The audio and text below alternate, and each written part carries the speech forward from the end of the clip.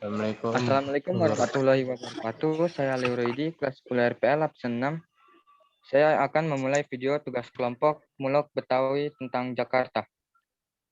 Dalam video ini, kelompok kami akan membawakan 3 materi, yaitu sejarah kota Jakarta, fakta menarik kota Jakarta, kebudayaan Betawi yang terkenal di Jakarta.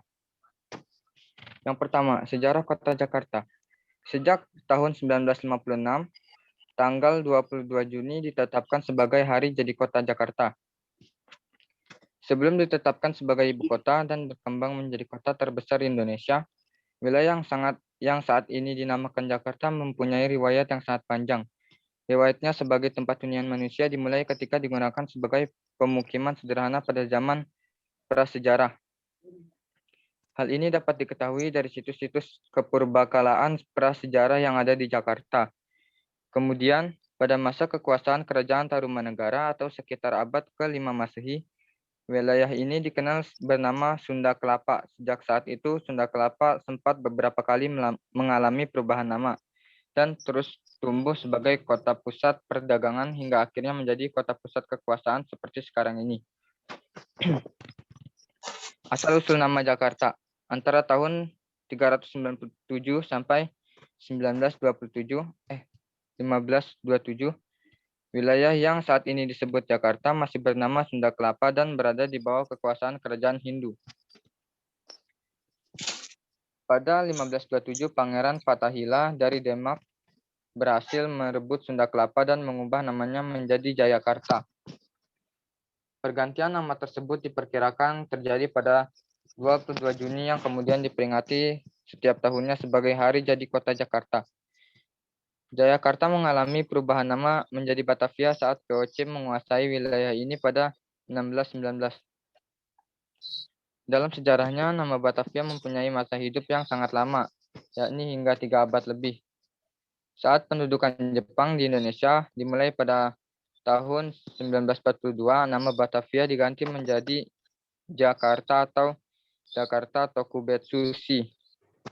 Barulah setelah Indonesia merdeka pada 17 Agustus 1945, nama Jakarta tetap dipakai dengan meninggalkan nama Jepangnya.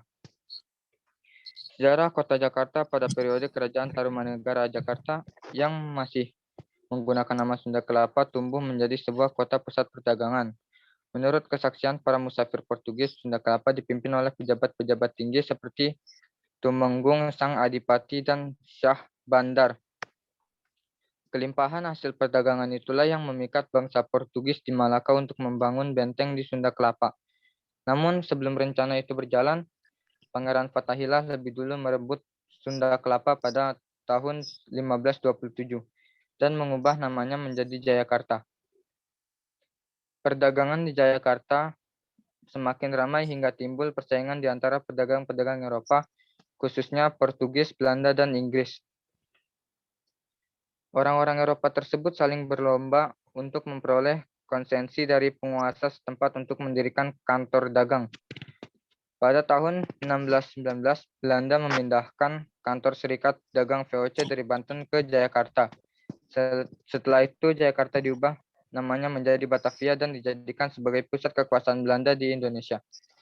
Batavia pun direncanakan dibangun menyerupai kota-kota di Belanda yang berbentuk blok dan masing-masing dipisahkan oleh kanal. Seiring berjalannya waktu, kota Batavia diperluas dan fasilitas perkotaannya senantiasa bertambah. Pembentukan kota Batavia seringkali menyangkut kebutuhan untuk mendatangkan orang-orang dari berbagai bangsa untuk bekerja di sana. Upaya inilah yang dari awalnya telah menjadikan Batavia yang kemudian berkembang menjadi Jakarta sebagai suatu kancah percampuran bangsa. Pada tahun 1959, status kota Jakarta mengalami perubahan dari kota peraja menjadi daerah tingkat 1 yang dipimpin oleh gubernur. Kemudian pada tahun 1961 statusnya diubah menjadi daerah khusus ibu kota atau DKI. Materi selanjutnya akan dibawakan oleh rekan saya, Ilyas Fitur Rifas.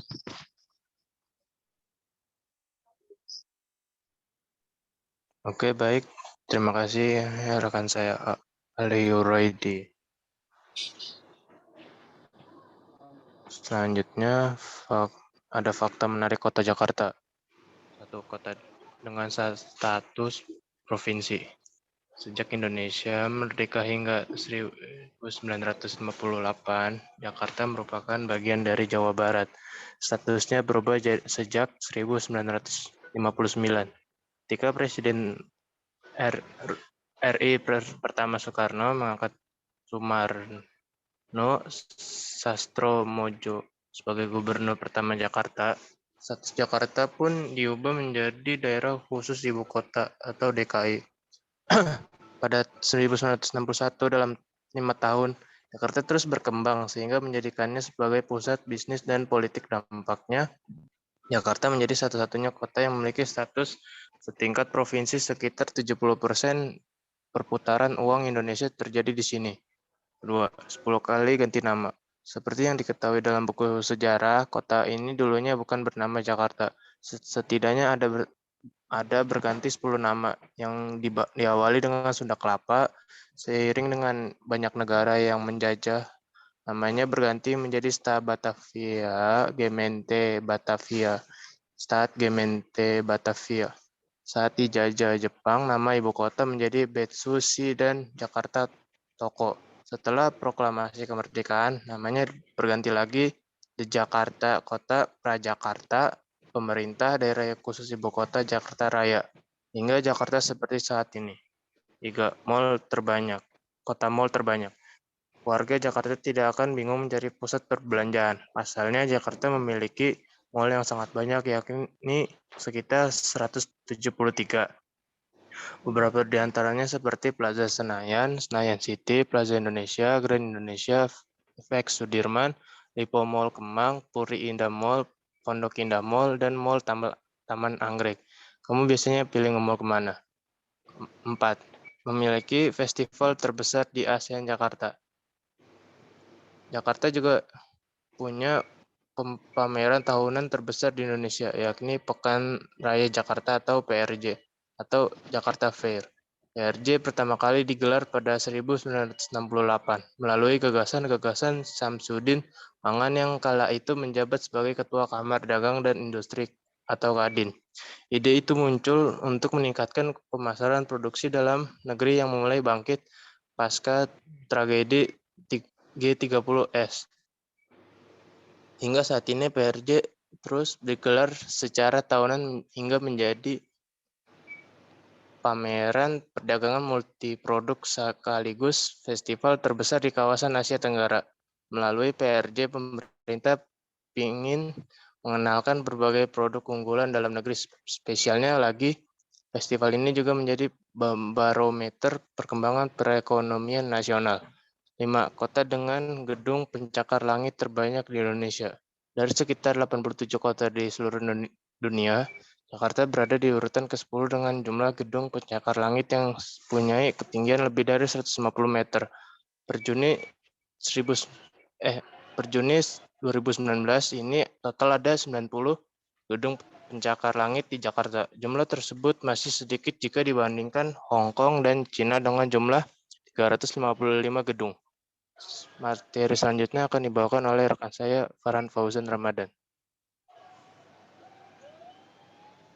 Terima kasih rekan saya Ilyas Vito Divas. Selanjutnya ada beberapa kesenian khas Betawi yang paling populer di Jakarta. Kesenian itu yaitu 1. Ondel-ondel, 2. Tanjidor, 3. Lenong, 4. Tari Belenggu, 5. Tari Lenggung Nyai. 1. Ondel-ondel. Ondel-ondel adalah sebuah boneka raksasa yang tak bisa dipisahkan dari kesenian DKI Jakarta, khususnya Betawi, dan merupakan ikon dari kota Jakarta. Biasanya ondel-ondel ini ditampilkan dalam pesta-pesta rakyat. Makna filosofis dari ondel-ondel ini yaitu seperti leluhur atau nenek moyang yang menjaga anak cucunya atau penduduk suatu desa. 2. Tanjidor. Tanjidor atau kadang hanya disebut Tanji merupakan sebuah kesenian Betawi yang berbentuk orkes. Kesenian ini sudah ada sejak abad ke-19 dan merupakan rintisan dari Augustin Michels atau lebih dikenal dengan nama Mayor Janji di daerah Citra atau Citeureup. Alat-alat musik yang dipakai biasanya sama seperti drum band. 3. Lenong. Lenong merupakan kesenian teater tradisional atau sandiwara rakyat Betawi yang dibawakan pada dialek Betawi yang berasal dari Jakarta, Indonesia. Kesenian tradisional ini diiringi musik gambang kromong. Lakon atau skenario lenong pada umumnya mengandung pesan moral, yakni menolong yang lemah, membenci kerakusan, dan perbuatan yang tidak terpuji. 4. Tari Belenggu. Belenggu atau Belenggu Rebana merupakan seni tari khas Betawi yang kenal dengan nuansa Islam. Kata belenggu berasal dari kata lenggak lenggok, yakni gerakan yang lazim dilakukan dalam sebuah tarian. 5. Tari Lenggong Nyai. Tari Lenggong Nyai merupakan salah satu tarian khas Jakarta yang diambil dari sebuah cerita rakyat. Tarian ini memiliki makna dan pesan yang ingin disampaikan, terutama pesan mengenai kebebasan wanita. Tari ini sering ditampilkan pada berbagai acara.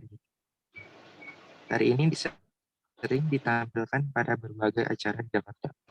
Sekian dari kelompok kami, kurang lebihnya mohon maaf. Assalamualaikum warahmatullahi wabarakatuh.